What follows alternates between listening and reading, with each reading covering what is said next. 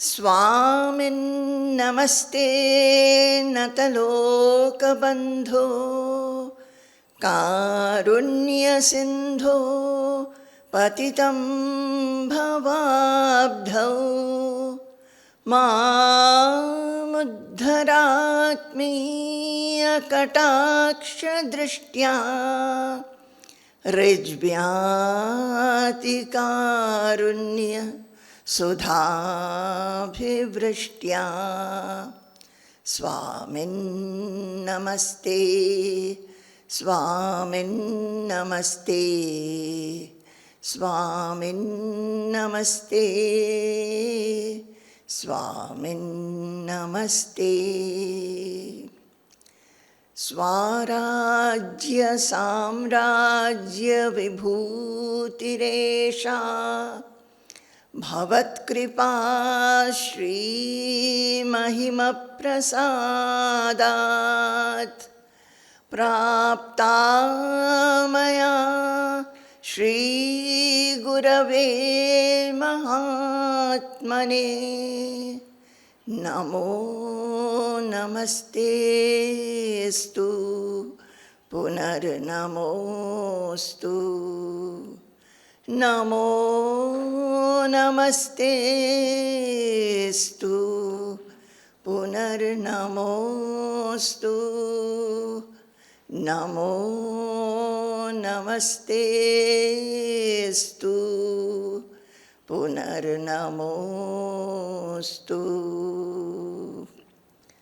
जय गुरु, जय गुरु, जय गुरु. So I will continue from where we stopped in the last session. And we were doing actually the Prabhatarashmi number 11,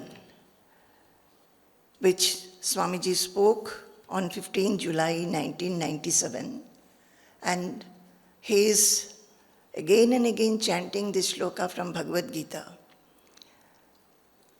6.32. आत्मौपम्येन सर्वत्र समं पश्यति योऽर्जुन सुखं वा यदि वा दुःखं स योगी परमो मतः. And through all that Swamiji is speaking, he is trying to tell the meaning of this shloka and what we should do to assimilate this shloka and we implement it in our day-to-day life. This shloka says that the yogi who sees the self everywhere and sees the same self in happiness as well as in unhappiness, that yogi is the best and the greatest. So, whatever Swamiji has spoken till now, as I was reading and trying to tell you whatever I have understood through these sentences, we find that it's everywhere Swamiji is saying that in our day-to-day life, when we are wakeful, through all that we do, all that we speak, all our interactions, we should understand that it is the same self and the same self everywhere. Everything that happens, every situation, everything is the expression of the same self, because there is nothing but the self. And we came across a very beautiful sentence where Swamiji says that there comes a state when the seeker realizes that there is the self and self alone. He perceives oneness in everything, so much so that he is not able to think of anything different from the self. It is not that the perceptual variety gets lost or dissolved. The plurality is not destroyed altogether, but it gets soaked in the oneness of the self. Such an important message important for all of us. The plurality will never be dissolved. We are in this plural world. What happens is that everything becomes, as Swamiji has expressed it so beautifully, that the plurality gets soaked in the oneness of the self. Even in this plurality, we can perceive the self and self alone. Then Swamiji said that God interpenetrates the whole of the creation. The creation has its imbalances, conflicts, and contradictions, but God remains Himself, unaffected by whatever takes place in His creation. And He gave an example that when you know that you are the self and self is no other than the all-pervading Brahman, you too should remain unaffected, unconditioned, uninflicted by whatever happens. And what is this whatever happens? It means whatever happens physically, whatever is happening in the mind, and whatever may take place in the external world. Let the body be restless. Let the mind be agitated. Let the intelligence bring forth its arguments and undulations. In spite of all this, the underlying perception of oneness and the resulting unaffectedness must remain undisturbed. That is, the unaffectedness should be felt every time. That I am not unaffected, I am the unaffected soul. Here, I had left one example, but I feel that we must tell this. It happened. So while Swamiji is saying all these things, to emphasize what he means, he gave an example. When Swamiji becomes sick, in those days especially, when he used to have fever and all that, he would be shouting, Amma, Pa, Ma, Pa. Shouting sometimes, oh, like this. Our old building was such that as you enter the building, the first room was Swamiji's room. Even when one stood in the veranda, as you enter, there is a veranda, and you look, you will first see Swamiji's bed. So, I sometimes used to feel that, when people come and people who do not know Swamiji and who Swamiji is, his knowledge, his spiritual wisdom, that he is a realized person, what will they feel when they see that Swamiji in his sickness is shouting like any other ordinary person? So I used to tell Swamiji that, Swamiji, people will hear you, so don't shout so much. So Swamiji is giving that example. One day, my body had a temperature and I became restless. This is the nature of my trouble. In fever, I become very restless and often produce a little sound. Actually, not little sound. He used to make a lot of sounds. That day, perhaps the sound was a little louder. Ma came and told me, Swamiji, if you start raising this kind of sound for such a minor fever, what will people think?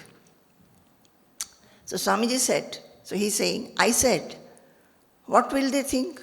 Let it be written in my biography that in fever Swamiji became visibly restless, so much so that we doubted whether he was really a knower or not.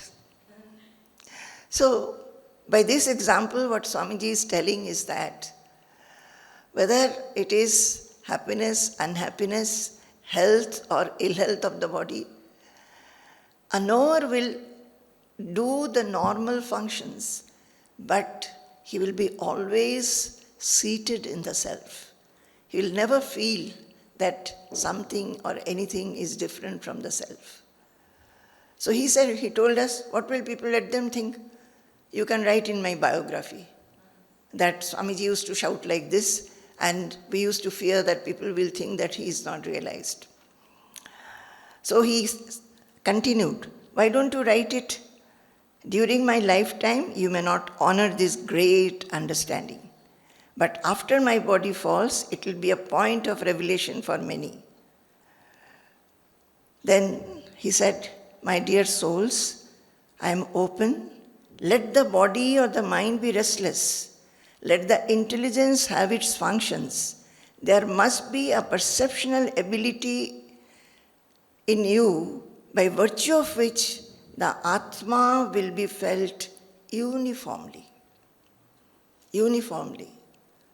So normally people will be, when they have ill health, they will be depressed, down, sometimes shout because of bodily sufferings. But for a realized soul, it is not that. He may be doing it, but he is not identified with it. He is not identified with the body. He remains identified always with the soul. Self-experience is a mighty experience, different from all other experiences of the waking state. But mind you, it is only to make you identify the self. Once it is identified, the understanding will become complete only when you know that the self alone is manifesting in every kind of experience. It is a mighty experience. One may get absorbed in meditation. One may have the knowledge, by repeated vichara, repeated introspection, discrimination, repeated reading of the Shastras, you have the knowledge. But that knowledge will be incomplete unless one knows that the self alone is manifesting in every kind of experience. Saying this, Swamiji quoted this shloka from Kenopanishad 2.4. Pratibodha viditam matam amritatvam hi vindate atmana vindate viryam vidyaya vindate amritam. Pratibodha viditam matam amritatvam hi vindate atmana vindate viryam vidyaya vindate amritam. So it means, this Upanishadic mantra, it means, indeed, he attains immortality. Amritatvam hi vindate. Who attains? Who intuits it. What is this it? It is referring to the self. The person who intuits the self in and through every modification of the mind. Pratibodha viditam matam. In every perception, in every modification of the mind. Modification may be anything. We know the modifications of the mind. The mind undergoes so many tendencies. It has so many thoughts, so many vrittis. So in everything, in each and everything, one doesn't see the variety. It comes, the variety comes as a plurality. But he finds the self only in that. Such a person, he attains amritatvam, immortality. And the second line is also beautiful. Through the Atma, he obtains real strength.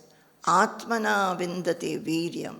The one who attains this amritatvam, attains the self, then he gets viryam, real strength, greatest valor. Valor of what? Mind and intelligence. And vidyaya vindate amritam. Also, and through knowledge, through the self-knowledge, he gets immortality. So, Swamiji quoted this verse and he said, you cannot miss the self any moment in any kind of experience or awareness. In such a state, there will be no need for meditation or samadhi. Until then, you have to work for purity. My dear children, mark this word, this sentence. What he says, that there will be a state when you will feel that the self alone is manifesting in every kind of experience. Pratibodha viditam matam. Amritatvam hi vindati. And he's saying you cannot miss the self any moment. So, the pinnacle of the self-realization is what? You cannot miss the self any moment in any kind of experience or awareness. In our wakeful state, we are aware. So we have to strive for gaining that state in our wakeful state, where we find the self in every experience, every situation, in every breath, and whatever we see. In such a state, there will be no need for meditation or samadhi.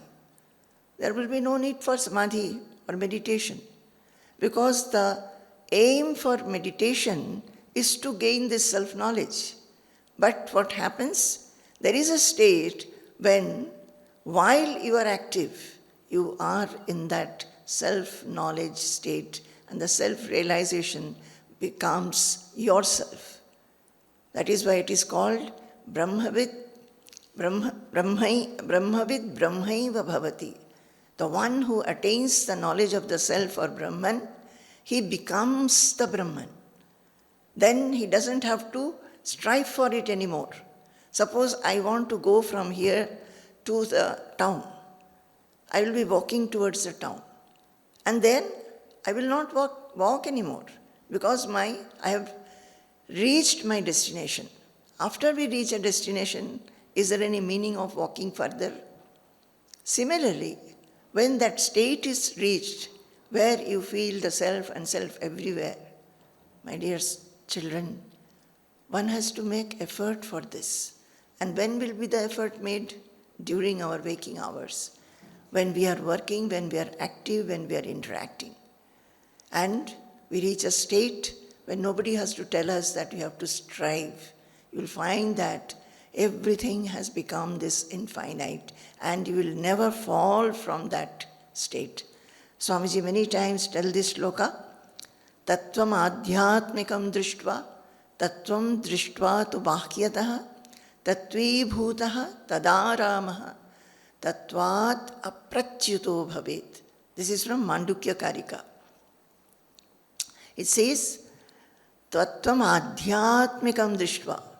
This Atma Tattva or Atma Jnana, adhyatmikam drishtva, when you perceive it or you realize inside you, Tattvam drishtva tu bahyataha, and you see the same self everywhere, in everything at every time.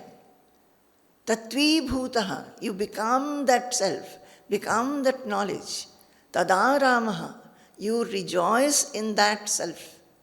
And tattvat aprachyuto bhavet, and you never fall from that knowledge or realization. This is what happens. So, when that has happened, there is no more necessity for sadhana. Siddhi is already had. So now he says, there will not be any need for meditation or samadhi. Until then, this sentence is important. What is that? Until then, you have to work for purity. What is purity? Pure mind itself is Brahman or God. The scriptures say. Ramakrishna Dev used to say this frequently. What? Pure mind itself is Brahman or God. Scriptures say that. I used to wonder, Swamiji is saying, what does it mean? Is purity of the mind so important and conclusive? He's continuing, my dear souls, yes, it is through purity alone that the mind attains liberation. It is to gain this purity that you are asked to sublimate yourself through everything that you do. In interacting with co-devotees or anybody else, giving elders what is due to them, giving youngsters what should be given to them, trying to express oneself non-egoistically when it is necessary, keeping back silently and gracefully wherever that is called for. In following all these interactional disciplines, you will find that the mind gets purified, the ego gets sublimated. What is purity? Purity is this, when the ego gets sublimated. What Swamiji is saying, he himself used to think that what does it mean? Is purity of mind so important and conclusive? And then he says, yes, it is through purity alone that the mind attains liberation. The mind should be pure. And I'll go back to one of the Prabhatarishmis. I have not taken it, I think. I have not taken it, but I will take it later on. But I'll read this portion from the 5th in the volume 1, Purity and Meditational Fruition. There Swamiji is saying, this was 20 same year. Now we are reading the July portion. This was Swamiji's speech on 27th April 1997. He said in that, what is this purity? How can one judge whether he is becoming pure or not? So here he says, it is through purity alone that the mind attains liberation. It is to gain this purity that you are asked to sublimate yourself through everything you do. And if you go back to this, he says, what is this purity? How can one judge whether he is becoming pure or not? First, purification means reduction and extinction of desires. The desires may be secular, worldly, or they may be spiritual, otherworldly. It may be worldly desires to gain more money, more wealth, more property, name, fame, have houses, cars, this, that, material things. Or it may be spiritual desire, that I should be known as a great seeker. People should feel that I have a lot of knowledge of the scriptures. I can speak very well. I know so many shlokas. People should respect me because of my knowledge. It may be such desires also. Anyway, those are desires. And ultimately this strong desire to liberate oneself, to have self-realization, that also comes as a desire. Swamiji, when I came here and I used to constantly ask him about self-realization, why it takes such time, why it is not happening. One day he told me this shloka. Many of you might have heard. Bandho hi vasana bandho, moksha syat vasana kshayaha, vasanam tvam parityajya, moksharthitvam apityaja. Bandho hi vasana bandho. If you have desires, that is a bondage. Because you will not be able to progress in the spiritual path. In the spiritual path, the aim of attaining the spiritual goal, that should be the desire. And slowly all other desires should fall off. It should become more and more and higher, greater and greater. But if you have other desires, that becomes the bondage. Bandho hi vasana bandho. So vasana or desire is a bondage. Moksha syat vasana kshaya. When desires decay or fall off, dissolve, that is called moksha or liberation. That is, worldly desires or desires should fall off. Then only you will be getting liberation. You won't feel bound by anything, constricted by anything. It will be a vastness. Then the third line says, Vasanam tvam parityajya. So once you know that to attain liberation you have to dissolve the desires, what one should do? One should strive to reduce the desires. There are many desires, unnecessary desires, undue desires. There will be some desires like if we have to have the body, we look for food, shelter, all these things. Slowly, all material desires will fall off because one will understand that no material thing can give you any permanent happiness because everything is perishable. So, moksha syad vasanakshayaha. The decay of desires or dissolution of desires is liberation. Vasanam tvam parityajya. So, you remove all your desires and ultimately moksharthitvam apityaja. Ultimate desire remains for a seeker is why I am not attaining self-realization. One should rise to that level of samatva, samam pashyati. So that equalness, in that equalness, even the desire for moksha, liberation, has to be dropped. Otherwise, it is a differentialness. When will you have that sama, equalness? When, whether there is moksha or not, is same. If self is the same, self is everywhere, that includes both the bondage as well as liberation.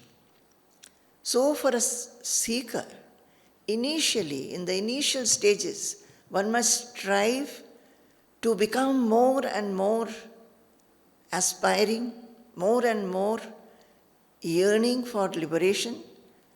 And when all other material bonds have dissolved and fallen off, and only that strong yearning, the zealous yearning for moksha remains, that also becomes a bondage for a seeker.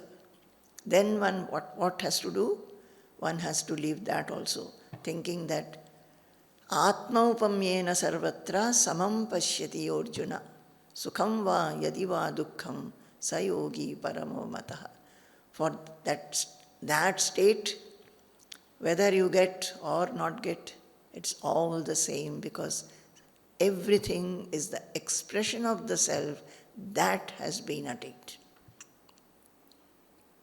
But not for the ones who have started, who are seeking in the initial stages or have progressed a little more. Not for them. Only when all other vasanas go, then this sloka from Yoga Vasishtha Ramayana becomes true. So he says, in Vedanta, Vairagya is defined clearly as Iha Amutra Phala Bhoga Viragaha. Disinterestedness towards enjoyment of pleasures or rewards in this world as well as in the other world. Thinking that you will reach, after the body falls, you will reach some other world. If you have desire for that, that is, one desires some pleasures and enjoyments or rewards in this world while the body is there, and thinking that I must get similar pleasures when the body falls. What is viragaha? Viragaha or vairagya is disinterestedness towards everything. Not here, not there, not anywhere. Disinterestedness. I am not interested in anything. I am only interested in one thing. What is that? Getting out of the bondage of the shackles of the mind and intelligence, and in feeling free, vast, infinite, feeling the self everywhere. So, the secular as well as the spiritual desires will have to fall completely. A mind which does not strive to eliminate desires cannot be considered as pursuing purity. My dear children, each sentence is like a jewel. Each sentence gives horripilation in the mind. However much, whenever you read it, what does he say? Swamiji is saying, and so clearly said. When we read the Shastras, that is why it is said, Guru Mukhat Shravanam. You must listen from the mouth of the Guru. There will be scriptures, there are scriptures. You can read the scriptures yourself. But you must listen from the mouth of the Guru. Then only it gives result. And only Shravanam will not do. One has to make his own effort of manana, reflection, rumination, and after that contemplation, nididhyasana, doing vichara, and then ultimately getting the knowledge as a knowledge, not only as a knowledge, but getting fixed and steady in the knowledge, getting established in the knowledge, becoming the knowledge. That is what is the path of the sincere and serious seekers. So, a mind which does not strive to eliminate desires cannot be considered as pursuing purity. The second aspect of purity is the lack of ego. With the dawning of purity, the ego must steadily decline. As you start loving purity, I asked Swamiji once, Swamiji, you talk about purity. How do you get purity? Swamiji said, you love purity and you will get purity. Any quality which you want to attain, you love that quality and you will get that. This is what Swamiji says, and I think it is absolutely true. Just like whatever we love to do, our mind will be constantly thinking of that. Suppose we love to read. When we are children, we love to play, we love to read storybooks. So we will be constantly thinking of our friends, when can we go and meet them, play with them, talk to them. Even when we get older, that is the case. Whatever work we like to do, we will be constantly thinking about it, how to improve upon it, how to do it in a better manner, in a shorter time. So, this love for something actually makes us focused on that. So similarly, if we want to have a quality, we must love that quality. So if you love purity, purity will be yours. You have to love it with soul and heart. And what is this purity, we don't know. Swamiji is explaining. And in the process, if we love purity, we'll find here he has talked about desire, now he is talking about ego, then he will talk about possessiveness, we'll read that. You will find that if the three things you keep on dwelling on them, be alert, be attentive, be aware on these, many of the small subtle things which are offshoots of these will get eliminated themselves. So, the second aspect of purity is the lack of ego. With the dawning of purity, the ego must steadily decline. And finally, there is a state of extinction of the ego.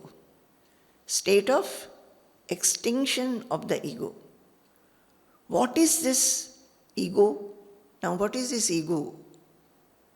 It is a strong notion about one's separate identity, I, with regard to anything whatsoever. That I feeling, I, whether we are a small person, young, when we are a child, or we grow up to be a little younger, a little more aged, then we become a young person, then we become a little older. In all stages of life, the I is always there. We feel I-ness will be there. I have this. So, he's explaining, what is this ego? It is a strong notion about one's separate identity, I, with regard to anything whatsoever. I will do this is an ego. I will not do this is also an ego. It will be very much evident in your tone of affirmation. In fact, any sense of doership with regard to any action done or to be done is ego. In fact, any sense of doership with regard to any action done or to be done is ego. So we have that doership. I have done, I have not done, I do it better, I know it better. This feeling that I have done, it is all an ego. And in Bhagavad Gita it is said that, what is that shloka? Kartahamiti manyate prakityaiva cha karmani. Third chapter it is there. 27.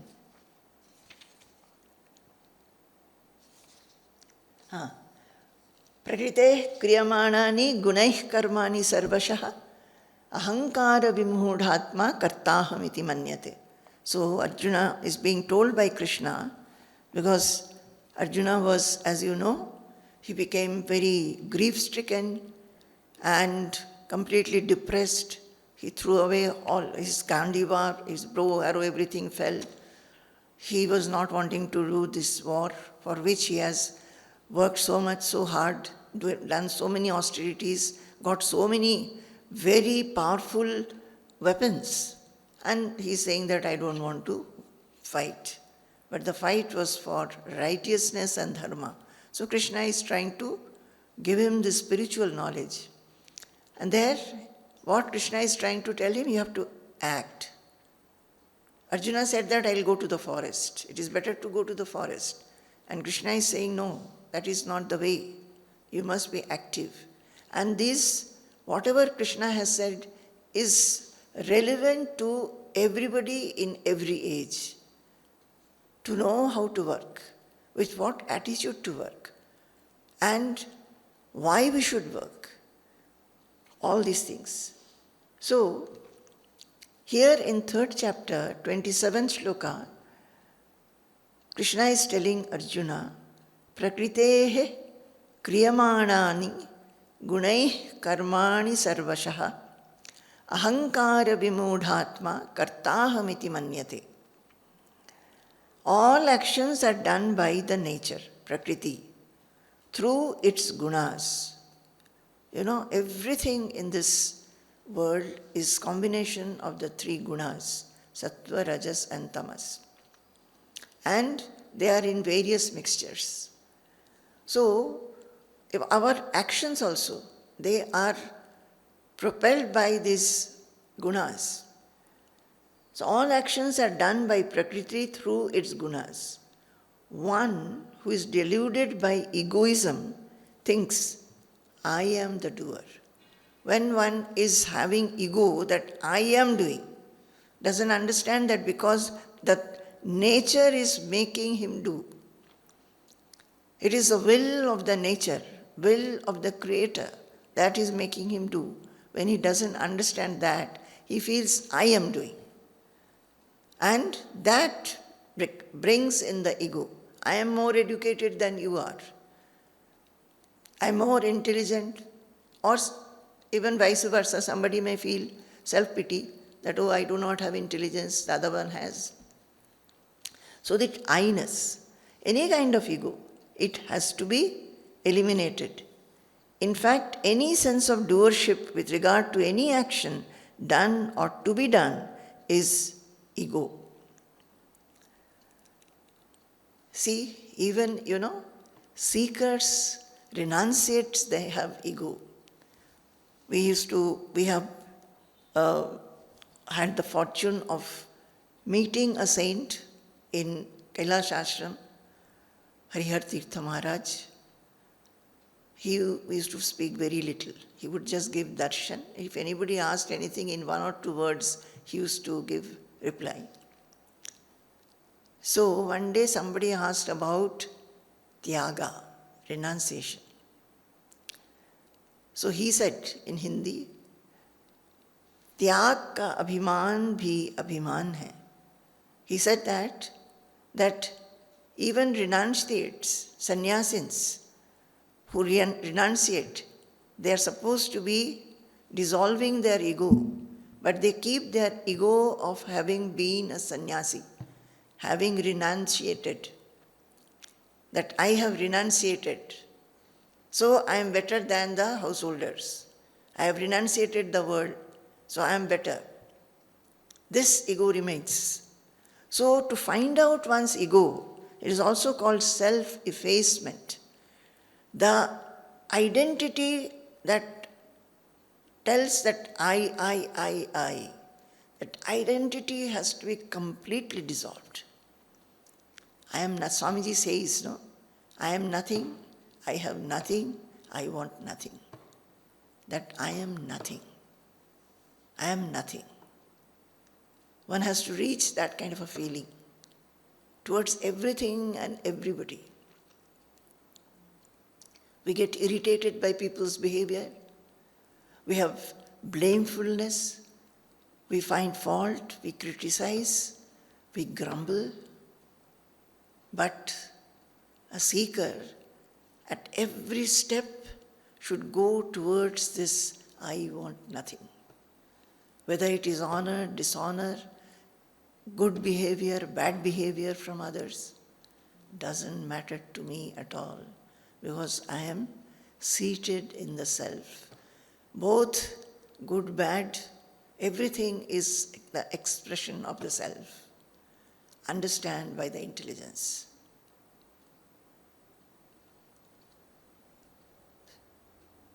The third sign of purity is a feeling of non-possessiveness, nirmamatva. Mamatva is possessiveness, mineness. I-ness, that I-ness everybody has, and mineness is whatever you feel belong to you or they are yours. Mineness. So whatever if you feel as yours, you feel a strong possessiveness for that. You're not able to let go. Anything happening to whatever you feel as yours, you get affected by that. So third sign of purity is a feeling of non-possessiveness, not to have possessiveness. Possessiveness can be there only around the possessor, around the ego of possession. If you have ego, that I possess a house, I possess this family, I have my family and 3 children, or I have 3 cars, I am so much educated. So ego of possession comes. So possessiveness can be there only around the possessor, around the ego of possession. Any feeling of possessiveness with regard to anything, initially it may be worldly things, and later on it may be with regard to even spiritual attainments. Do you get it? Any feeling of possessiveness with regard to anything, initially it may be worldly things, and later on it may be with regard to even spiritual attainments, must gradually decline and finally become extinct. So any possessiveness is around the possessor. So the possessor has an ego that I possess. And what is Swamiji saying? Any kind of possessiveness should gradually decline and finally become extinct. So possessiveness can be material possessiveness. People have those who have, they are in the world, they are in the material, their desires are mostly material. So that kind of possessiveness. What about the spiritual seekers? Spiritual seekers also, just now as I said, that I am a great sadhaka, I am very intelligent, I understand very quickly. Whatever my guru teaches, I grasp it very well, then I am able to explain it also. I know so many shlokas, I have read so much. All these are ego. And you feel that I possess these qualities. So what Swamiji is saying is initially it may be worldly things and later on it may be with regard to even spiritual attainments, must gradually decline and finally become extinct.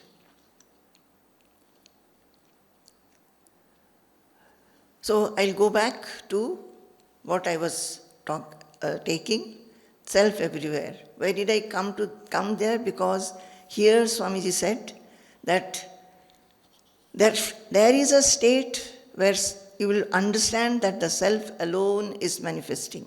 I have come back to the Prabhat Rashmi 11. And in every kind of experience, you will understand that self is manifested. Pratibodha viditam matam amritatvam hi vindate, from Kenopanishad. You cannot miss the self any moment in any kind of experience or awareness. Any time we cannot miss the self. This should be the aim. And for that, it will not happen in one day, because we have not been taught to do that. We are now trying, and try we must. And when we try, we will find slowly, it is happening. Nobody will have to remind you, neither you have to remind yourself that I have to try. So, he says that in such a state there will be no need for meditation or samadhi, because already you feel the self everywhere. What is the need of any sadhana or samadhi? Until then, you have to work for purity. So that is why I went there. What is purity? Purity is dissolving the desires, dissolving the ego, and dissolving the possessiveness. Pure mind itself is Brahman or God, the scriptures say. What does it mean? I used to think. Is purity of the mind so important and conclusive? My dear souls, yes. It is through purity alone that the mind attains liberation. It is to gain this purity that you are asked to sublimate yourself through everything you do. Everything. The thoughts, the speech, the activities, the interactions, your behavior. You have to be aware of everything. In interacting with everybody, co-devotees, giving elders what is due to them, giving youngsters what should be given to them, trying to express oneself non-egoistically. Most of the time when we talk, even mostly in a group, we speak egoistically. Ego comes in. I know that ego. I know. And sometimes, and most of the times, I know better. So, to express oneself non-egoistically when it is necessary, keeping back silently and gracefully wherever that is called for. Maybe you know, you are finding that the others who are discussing, they don't know really. But if it is necessary, keep back silently and gracefully. In following all these interactional disciplines, you will find that the mind gets purified the ego gets sublimated. My dear souls, the greater part of your sadhana will be when you are working, serving, interacting. You will find that the mind has a number of traits to be sublimated. People come here for peace. Swamiji's meaning in the ashram. People come here for peace. He says that the greater part of our sadhana will be when we are working, because then only we mix with people. All our traits, the impure traits, just come out. So when we are working, interacting, serving others, all these traits will come out. You will find that the mind has a number of traits to be sublimated. Then he says, people come to the ashram for peace. That is why I don't generally criticize them. I don't point out their impurities because they like to be appreciated or praised. I do correct the seekers when they come closer, but I take quite some time before I speak a harsh word. When I speak a little rough or harsh, I personally feel that my fondness and closeness at that point would be more, because it is that freedom alone which allows me to speak like that. So, we should give a freedom to the Guru to speak. To make oneself pure, we may try. We may ask others. Actually, all may not have the fortune of remaining with the Guru and being observed by the Guru, to be told by the Guru. How can you make yourself pure in your home?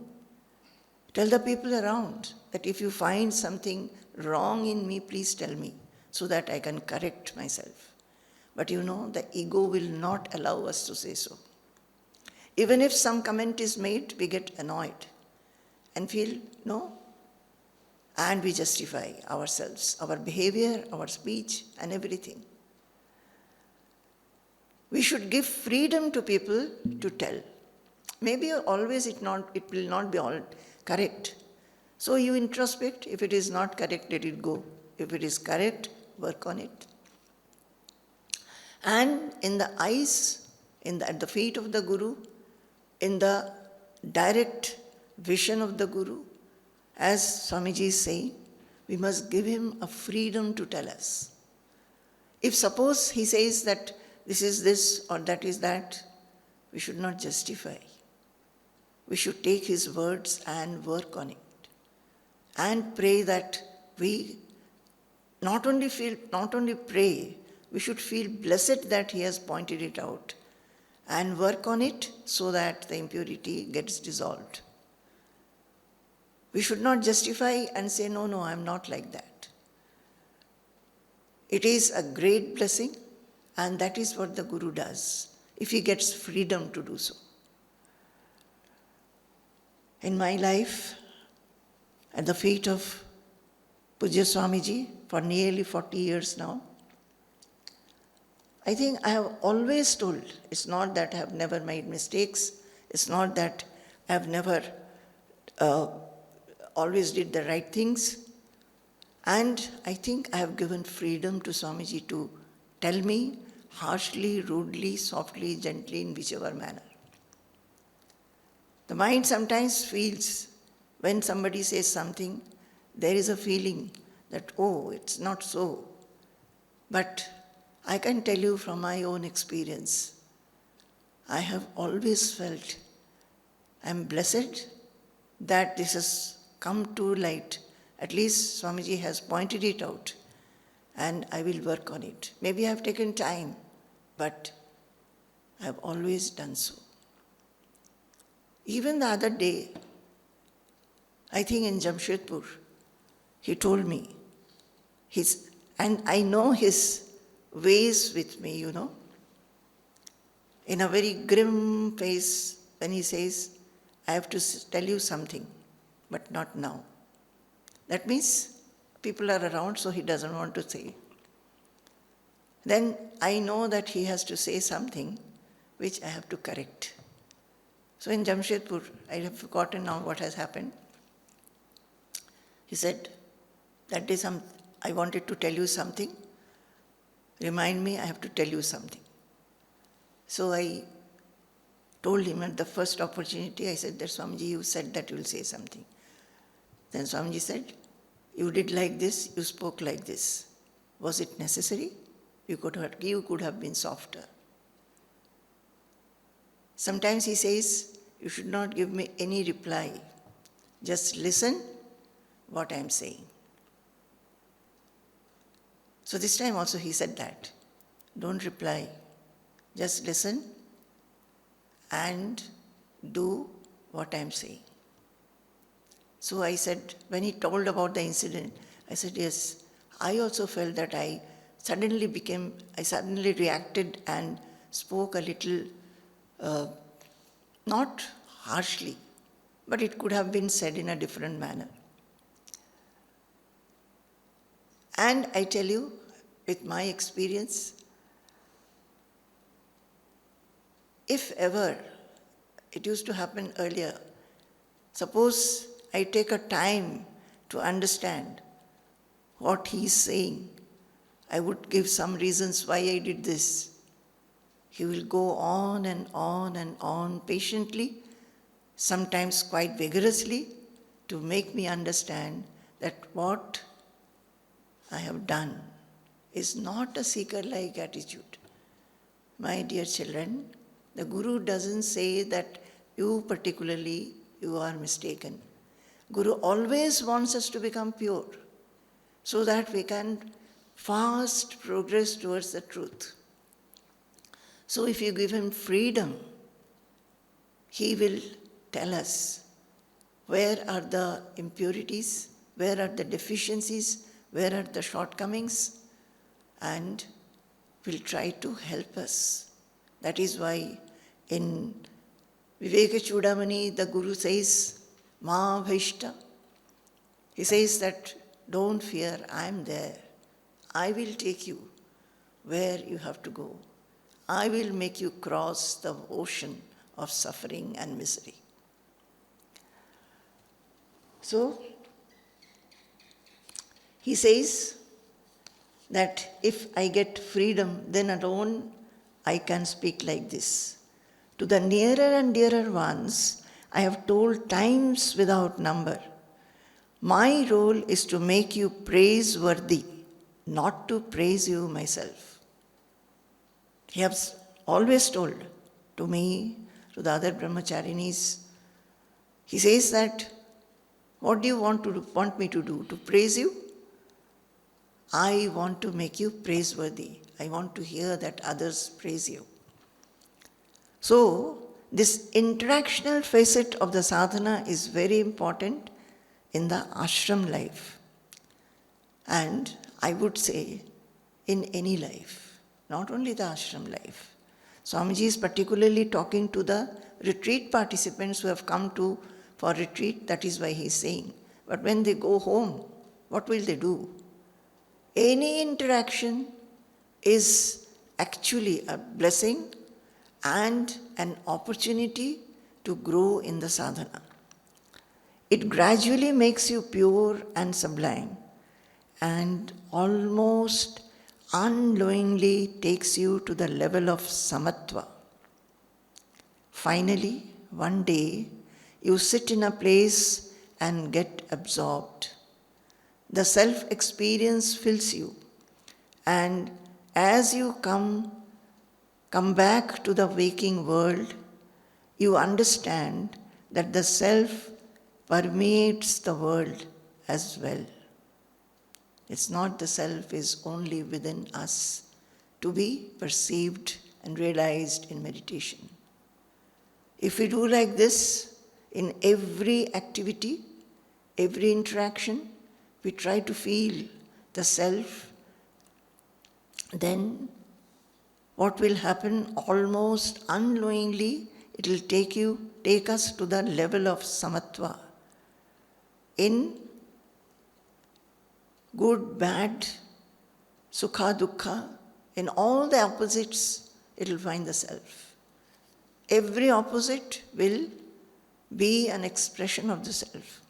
Finally, one day you sit in a place and get absorbed. The self-experience fills you. And as you come back to the waking world, you understand that the self permeates the world as well. It is not only attaining the self in meditation, it is knowing the self and self alone, always and everywhere. Atmaupamyena sarvatra samam pashyati Arjuna sukham va yadi va dukkham sayogi paramo mataha. Again Swamiji chanted it. And he concluded by saying, as are laughter and smile beautiful expressions of the self, so are the tears and grief too. Sukha and dukkha become coeval with the self. Divinity is felt in joy as well as in grief. Godliness is felt in calmness as well as in conflict and agitation. When are you going to have this beautiful samatva? He asked us. Beautiful. When we read this, we feel we have reached that samatva state. Hearing this. Beautiful. Sampurnam Jagadev Nandanavanam Sarvepi Kalpadrumaha Gangam Vari Samasta Vari Nivaha Punyas Samasta Kriyaha Vacha Prakrita Samskrita Shruti Shiro Varanasi Medini Sarvavasthitirasya vastu vishaya drishte parabrahmani. Sarvavasthitirasya vastu vishaya drishte parabrahmani. Jai Guru, Jai Guru.